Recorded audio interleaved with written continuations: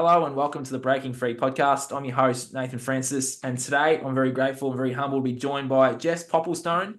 Not many people will know who Jess is, but after today they'll get a great perspective and a great understanding of who Jess is and what she does. I'll give you a quick spiel. Jess is former teacher for about 8 years.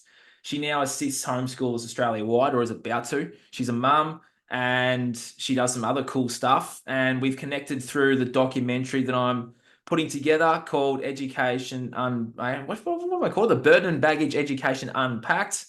If anyone is interested in featuring on that documentary, please reach out to me. Everything to reach out to me and or Jess will be in the show notes. So Jess, welcome to my show today. This is going to be a very interesting conversation because I get very passionate about the school system, and you do as well. So this could be passionate, could be raw, who knows? But Jess, welcome. Thank you for having me. I'm really excited to have a chat. Yeah, same. So Jess, tell me about your story and how you founded what's it called? Homeschool Assist, and where you want to take it, where you may have it, what your future vision is, but also how you got to this place as well. Yeah. Yeah, awesome. There's a lot there. Probably could just talk about an hour answering those questions. Oh, all right.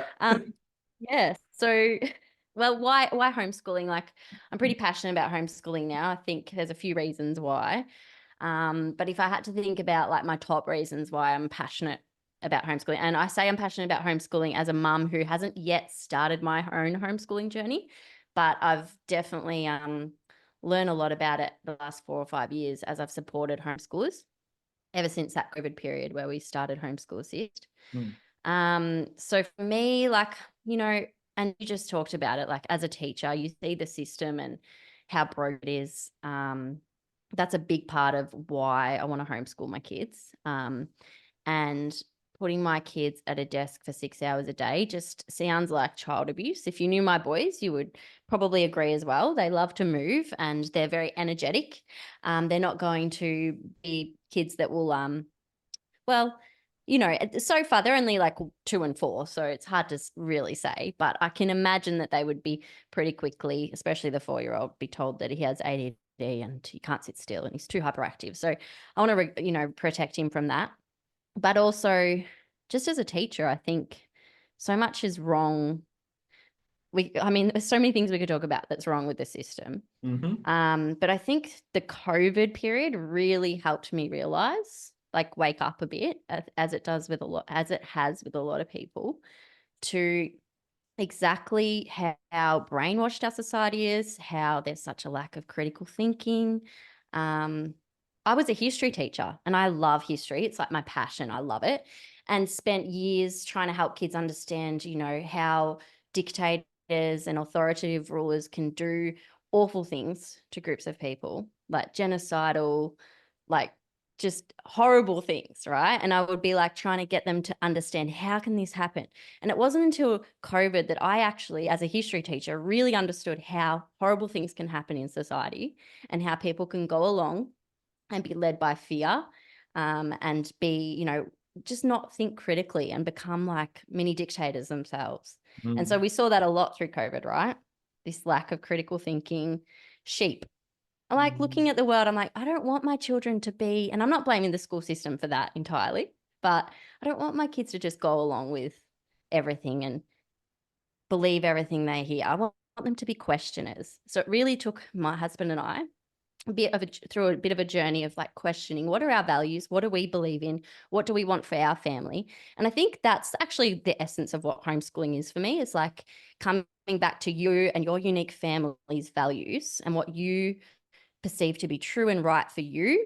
What is it? Why is it important to you? And if you can ask those questions and look at it in a really honest way, then you might decide that homeschooling's for you as well. You might decide that the school system's fine, and that's fine. And I know that homeschooling and alternative education doesn't actually work for all families. And I don't judge friends who have careers and they just can't homeschool their kids. I get that.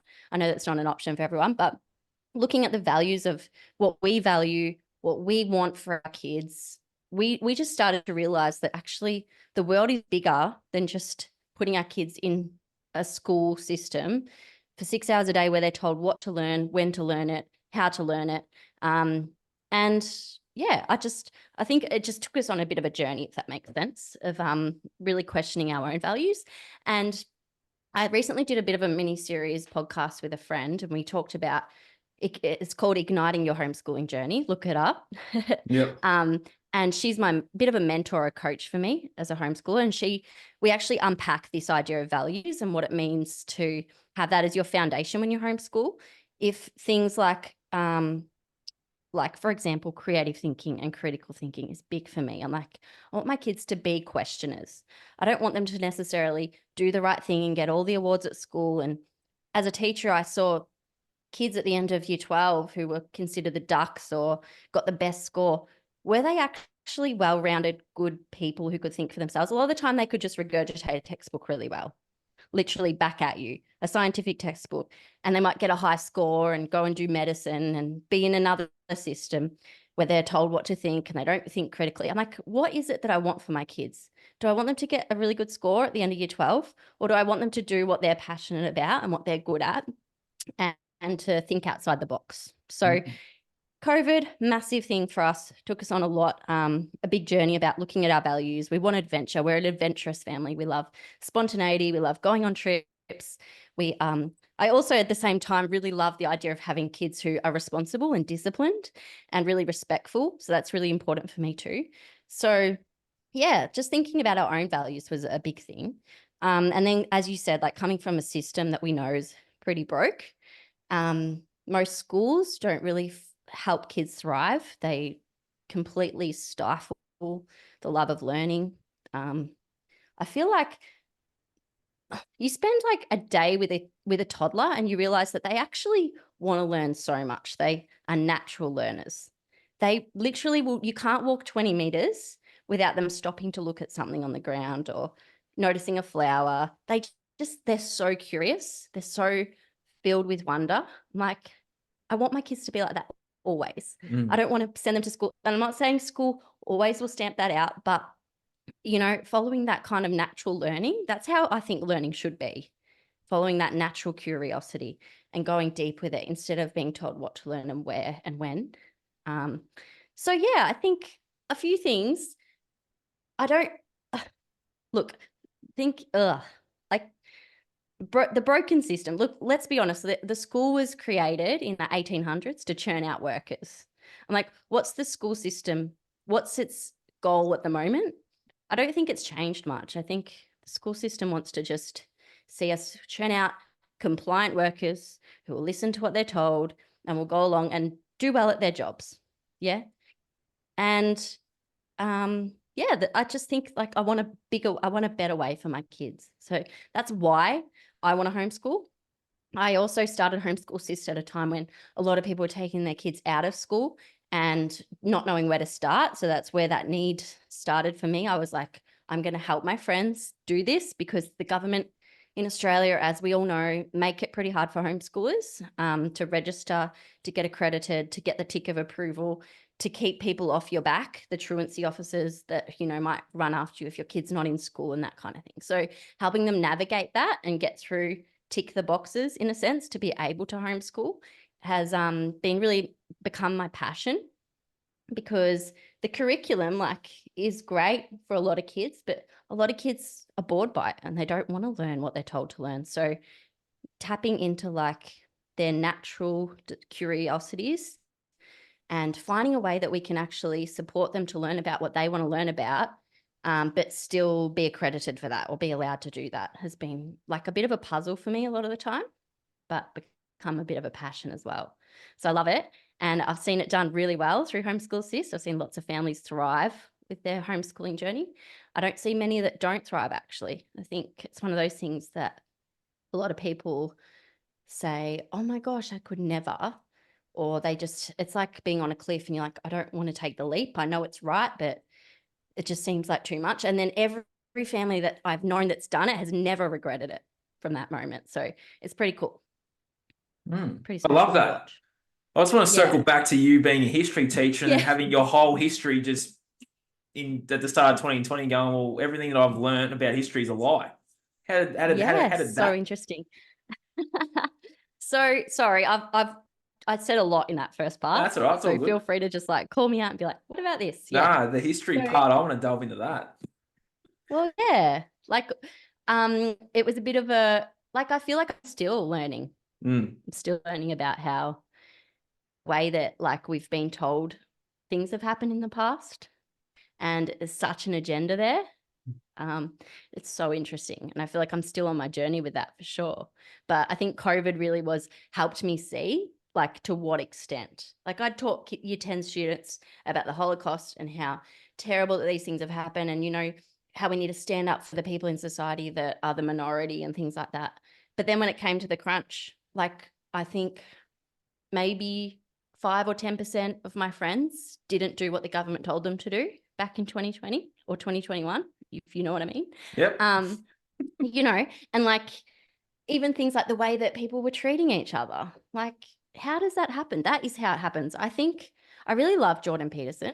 Don't know if you know him. Yeah, I do, yeah. But he talks a bit about that. He has a whole like lecture or speech about how we would have all been Nazis, and people can be really offended by that. I'm like, isn't that interesting that actually if you were a German in the 40s, that was you. You were doing those things. And there was only a very few amount of people who had integrity to stand up for what's right. COVID just proved that to me to be true. 100%. Yeah, but then then you talk about history just generally, how it's taught, and the things that are not in the textbooks. Geez, we could go into some rabbit holes, couldn't we? Yeah, we could, but we probably won't go there because people know about them. They should know about them by now. And if you don't, well, you're not going to be here much longer, unfortunately. Homeschooling. So yeah, it does get a bad rap, especially out there with the Yeah, everyday Joe, and that's done on purpose as well. totally. It's like a stigma about it, isn't it? There's a Yeah. stigma about it. I think it's slowly changing. Maybe it's just in the circle of people I talk to, but people are more open. I remember it used to be really weird. I used to think it was weird. I'm like, people are a bit cuckoo. But the more I've seen it, it's just becoming, as people are becoming more aware in their lives and questioning things, I think this is just a natural result. People are going to start going, oh, okay, like even just the medical system and machine, you know, the media machine, you start to realize all these things are machines. They run on profit, money, power. And when you start looking into that and realizing the things that are going on in our world, education is one of those machines. It's another part of our society that just ticks over and does what it's told and is part of the system. And yeah, to go outside of that, I think it's becoming less weird. I think it's becoming less weird as people become more aware. I think it helps with podcasters like you and podcasters who are independent of the machine, bringing these things to light. Yeah, it's pretty cool. Yeah, awesome. Thank you for sharing that. But yeah, it's an interesting thing because I know when I was a kid, there wasn't many, this is only about, 12, 13 years ago, there wasn't many, like in my area, like I didn't know anyone that was actually doing it. But then from post probably 2018, 19, like every You reckon it was that third early? or fourth, yeah, I started to work. I was still doing placements and different things at uni. And I started noticing, there's a few, like I'd walk into a classroom and a kid would just be taken off the roll. And it's like, what's that kid doing? Oh, he's being homeschooled now. I'm like, it's that early, you think? I mean, yeah, I reckon it started coming in around 17, 18, 19. And then when 2020 happened, it was just this massive, like everyone started ripping their kids out. Yeah. Not everyone, That's but why, every second or third family was doing it. and that's why I started Homeschool Assist, because so many of my friends were like, where do I start? How do I get approved? How do I read the curriculum? And let's talk about that process. So if Yeah. there's a family out there right now, Jess, how would one go about homeschooling their kids? Because there's so many, you could say, hurdles or loopholes to go through, which I wasn't aware of until I started looking into it either. Yeah. I think it depends on what state you're in. I know I'm pretty all over all of the states' registration processes now, so I know what each state is looking for. So we can help with that registration, like getting the tick of approval to begin with.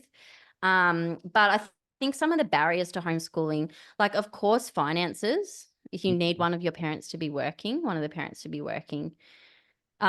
you need both parents to be working, that can make it really hard. But I do have families where that happens and they have a teacher that comes in and helps them and supports them to do that. I actually have a family who the parents are like a power couple, and they're both CEOs of companies and they work long hours, but we homeschool their kids. We help them do that. It's, when they started, they were like, how are we going to make this happen? Like, we need school in a way to take our kids from us for 8 hours a day so we can function. But now that they're doing it with us, it's pretty awesome to watch how they can flexibly fit everything around. Like, the kids go to work with them. They're part of the process. They have a teacher that comes in the afternoon. They have a teacher that comes to the house in the morning.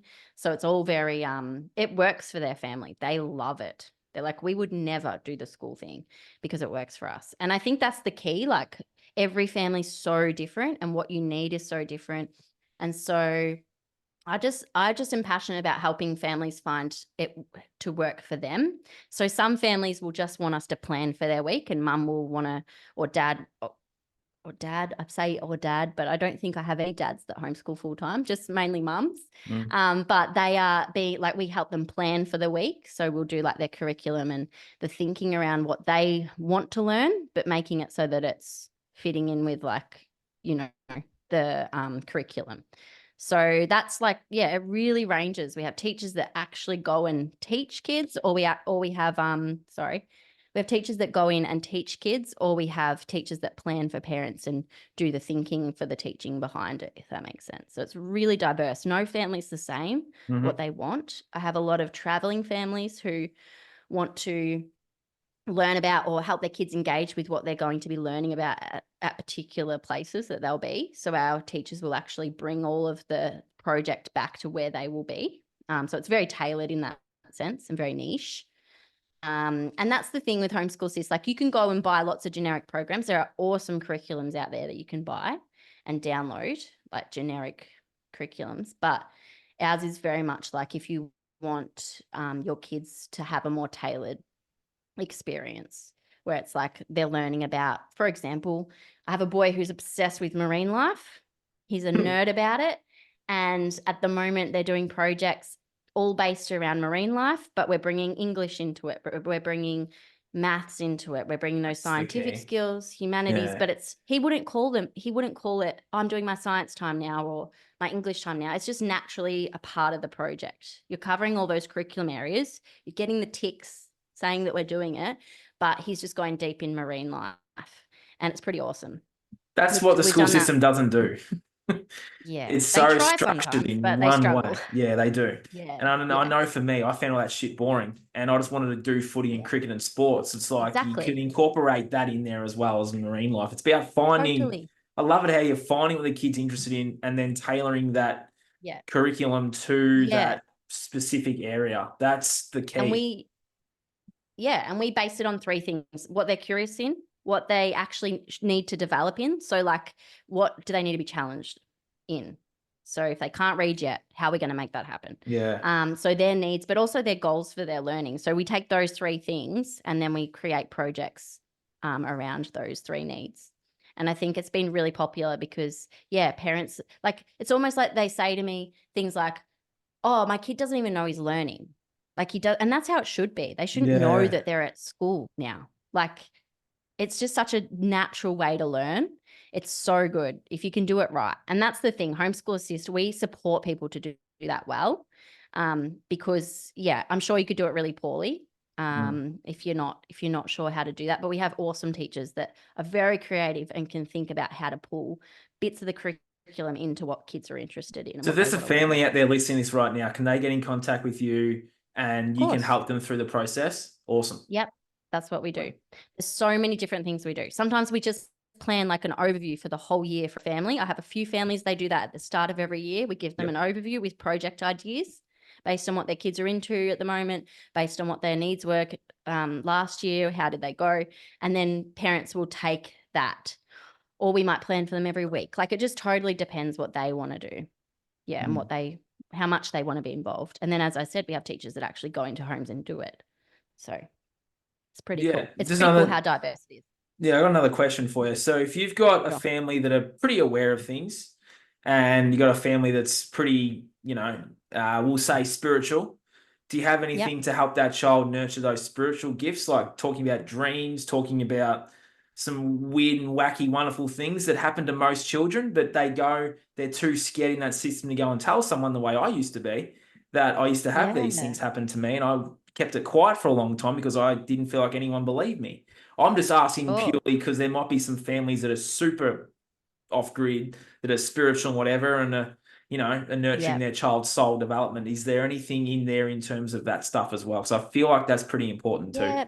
I think it depends on the family. Like I always gauge what the family needs and what they want. And there's this really magical, you could say divine, I believe in God, you could call it the universe, the energy that really, like, this is the thing, it's been crazy through my Homeschool Assist journey.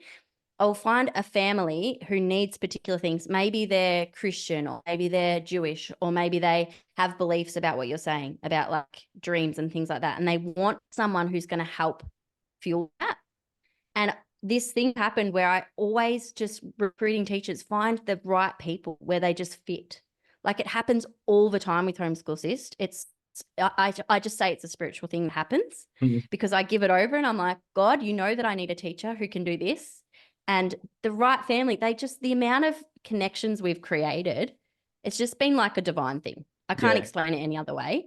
So if a family wants a particular thing, I'll be like, okay, let's find it for you. Let's find that person that's going to be on your page with this, or, and especially with the COVID thing, a lot of families like, look, I really want to support a teacher who has integrity, who has quit their job because they didn't want to get vaccinated or whatever. Am I going to get you banned on YouTube? Nope. Sorry. So, like I've had the joy of like marrying those teachers and families together. And it's like a relationship that's just, I can think of like about 4 or 5 examples just off the top of my head right now of families that are like, oh my gosh, we found our person. That's awesome. Like it's just happened that way. So I think if something like that is important to a family, we'll just make it happen. We'll find the right person for you. I just trust it will happen. Yeah. That's awesome. Yeah, it's So if pretty there's cool. someone out there listening to this, get in contact with Jess. Her details will be in the bottom of this.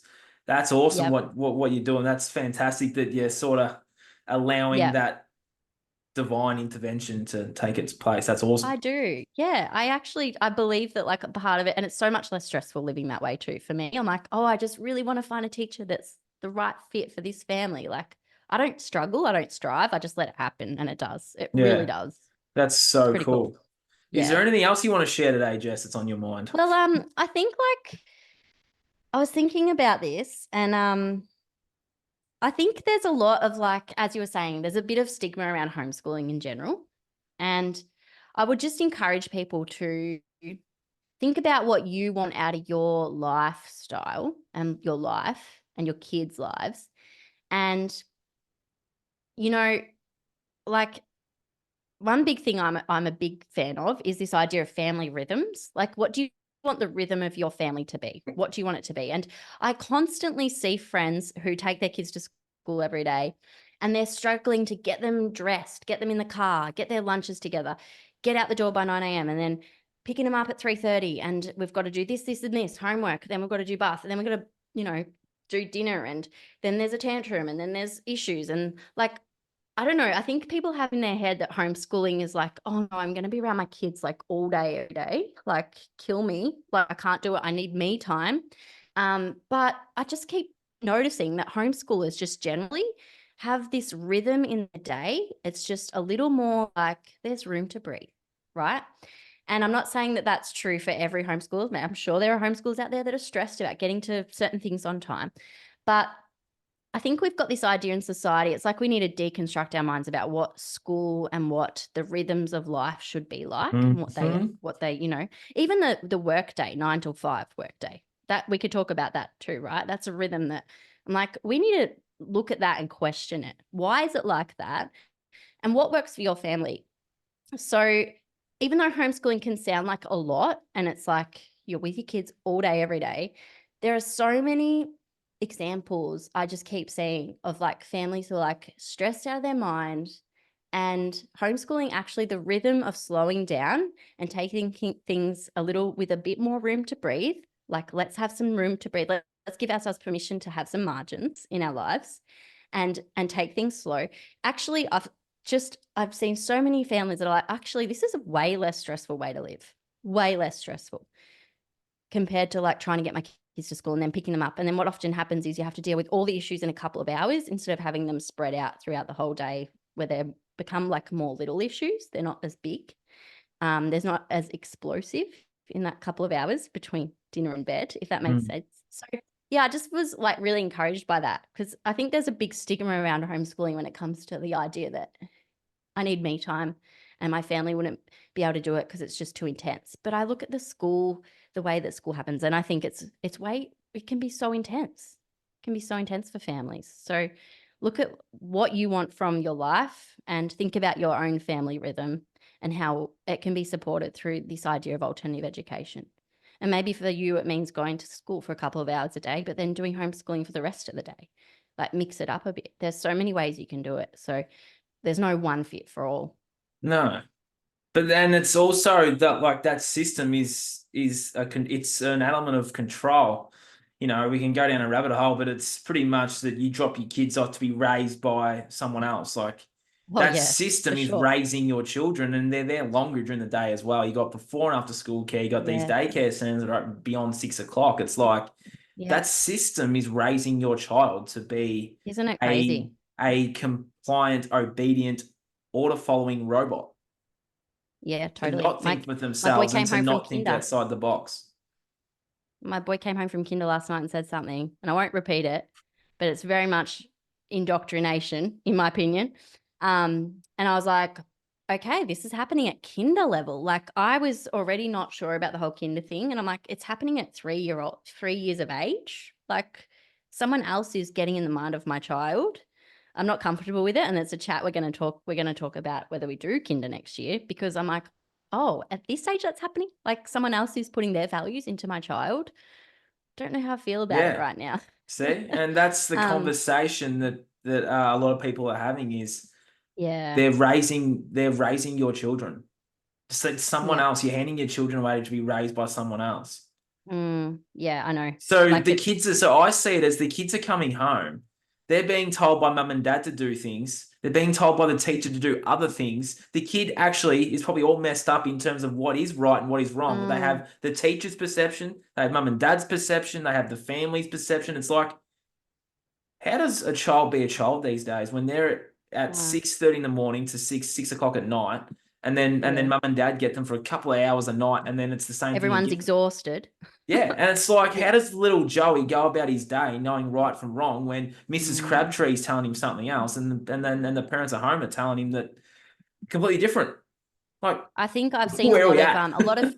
a lot of families we've helped, the kids have had trauma, and it might not necessarily be diagnosed trauma. Some of it is, but trauma from that school experience for that reason, I think, because their minds are like constantly in, it's almost like constantly being in fight or flight. Like Correct. your neurological system, your sympathetic nervous system is never at a state of like calm. You're just always, I've probably said the wrong word. I'm not a scientist. No, it doesn't matter anyway.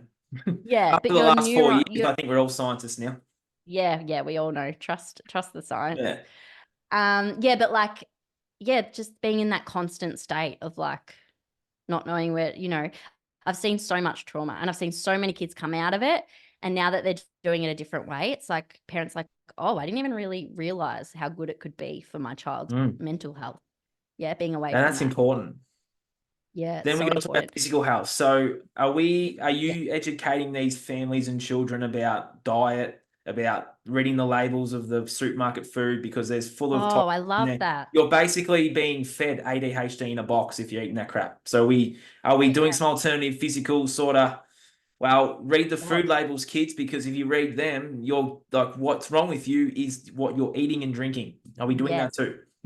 yeah, for sure. And I think a lot of my families love baking, and that's a Awesome. good place to start. Or shopping, like it's such a good way to learn. Like you're learning real life skills, right? How to Yes. budget, how to go shopping, how to read food labels, what's in our food, what are we cooking, what are we putting to our body, what does it do to our body? Like there's so much learning that can happen, and they're things that we do 3 times a day, right? We all go shopping, we all need food to fuel us. So like looking for opportunities to show kids things like that in everyday life, so powerful. So, so powerful. So many of the projects we help with kids is like, mum will be like, we want to bake more. We love baking. And it's like, okay, we can cover mathematics. We can cover literacy. We can cover health. We can cover health and PE in that. There's so much that you can tick off in the curriculum. And I talk about that a lot because the government care about that, right? You need to prove that you're ticking things off, but there is so much that you can learn just from doing food things, for sure. Gardening, growing our own vegetables. There's so much you can do in those everyday tasks to teach your kids. Yeah, and they're learning so much more doing all of that than learning about parallelograms in school. 100%. Yeah, when you turn 40 or when you come out of school, you're not going to need a parallelogram. You're going to need life skills. And No. that's something else that's a passion of mine too. And I talk about a lot, bringing back the life skills into not really into our systems, but into these alternative systems, is allowing these kids to actually grow up and be a fully functioning adult. Exactly. Like the amount of kids at school who wouldn't know how to like fry an egg or how to read what's on their labels and what's going into their body. They just don't think. Kids don't think. No, because they're being like, the thinking's being done for them. Yeah. Yeah. Exactly. Yeah. I've been listening to this. Have you heard of Callie and Casey Means? Have you checked them out yet? No, I haven't, but maybe I should. Oh, amazing. I mean, they're American, but she was a doctor, like surgeon, I think. She was about to become a surgeon and she just quit at Stanford, top of her class, and then decided to quit. She's like, doctors are not helping their patients. They're just, there's no prevention. No. So she got so over it. She was like, nah, we're actually, if you're going to be a doctor, you're just compliant in this system that makes people sick and profits off sickness. You don't actually want people to be healthy. But our kids need to learn that too. Yeah.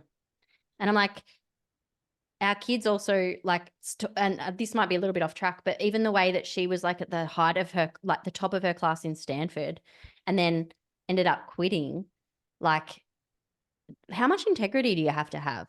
Yeah. You have to really not care about money and status. And she just gave it all away because she's like, the system's so corrupt. Yeah, like, I want my kids to be like that. Talking about teaching our kids, I'm like, I don't really care what they do and don't know. For me, like the character, like I just want my kids to come out and have good character. Character for me is everything. Unfortunately, you're not going to get the morals and ethical, fully functioning adults, unfortunately, not inside that system. Yeah. And like some schools might do it really well. Let's be honest. Like some schools might. But for me, I'm like, I just want my kids to have like character and I want to teach them good character. And I think our kids, the thing is that they're actually watching what we do more than what we say. Mm-hmm. And so my life is my teach, if that makes sense. I'm teaching my kids every day with the way I react to people in the car when they piss me off. I'm teaching kids, the way that I respond to situations. Like that. So conscious parenting. Yeah, it's almost like a subconscious, like subliminal messages that get our kids pick up on by the way we live. So they're actually watching you and they learn a lot more about character that way. I'm passionate about that. That's the field I work with, the subconscious mind a lot. That's the field I dabble in. That's interesting. So you should be talking about this, not me. I mentor children just in my business about this part of the mind, and I help to simplify it for them. But when you're age 0 to 6, Jess, you're a walking theta brainwave robot. So if you're picking up on programs from school, parents, friends of friends, everything, and then when that child grows up, they live out that program. So I know for a lot of families, alcohol and smoking and eating junk food's a big one. So if little Johnny is 0 to 6 and all he saw on a repetitive level was parents smoking, eating and shit food, well, that records in his subconscious mind as a safe card to play. So little Johnny's going to grow up and he's going to find a tribe, because we're pack animals, of a smoking, drinking, and who knows what else tribe, because mum and dad did it. So it's safe. I want to bond with mum and dad, so I'm just going to go and do these things because that's how mum and dad dealt with their stress. Like they mirror, mimic, and copy us. That is so challenging to me. That is so challenging to me. Like the amount of times I'm on my phone when my kid's trying to talk to me. Like what kind of message am I sending? Yeah, it's like they're sponges. So whatever we do now between 0, 6, and then from 6 to 10, 10 to 15 is what they're going to do. They're going to do what we do because, Yeah.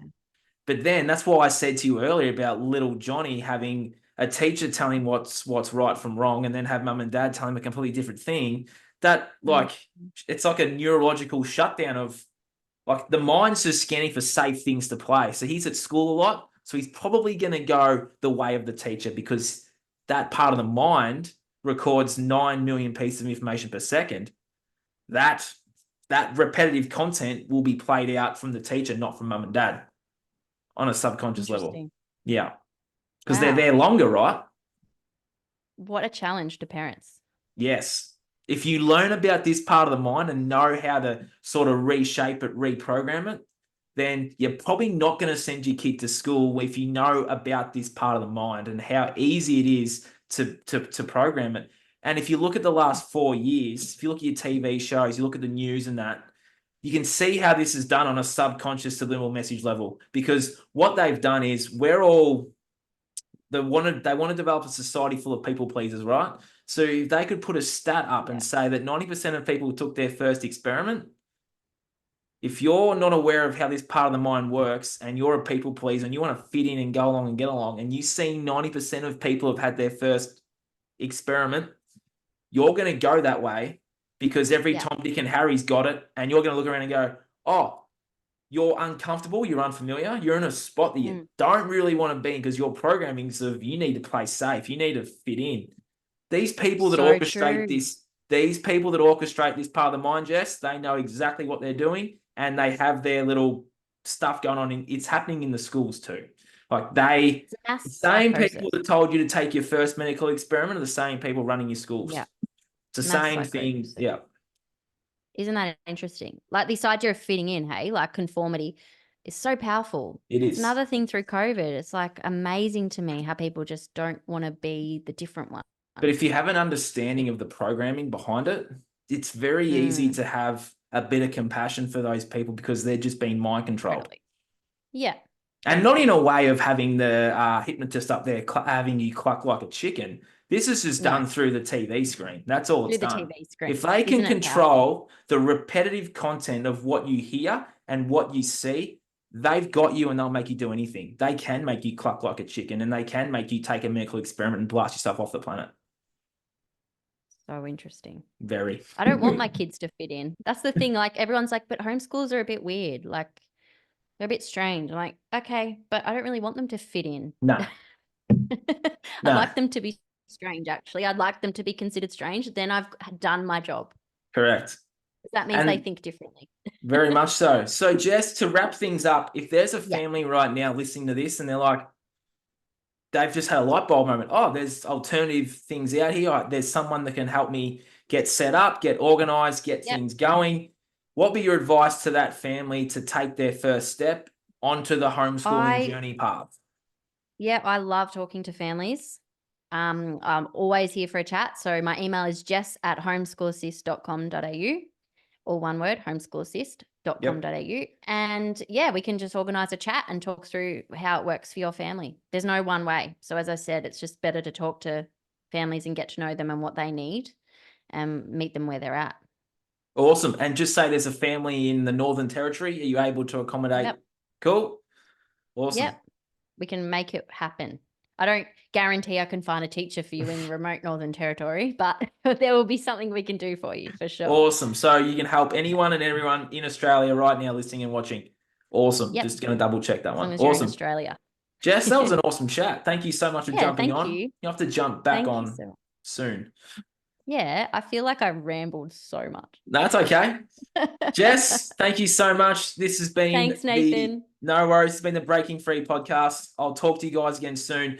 And if you are someone that's only just watching this now, please reach out to me if you have an alternative system or you're a parent, teacher, student, principal, whatever you are in the system. You have a story worth sharing.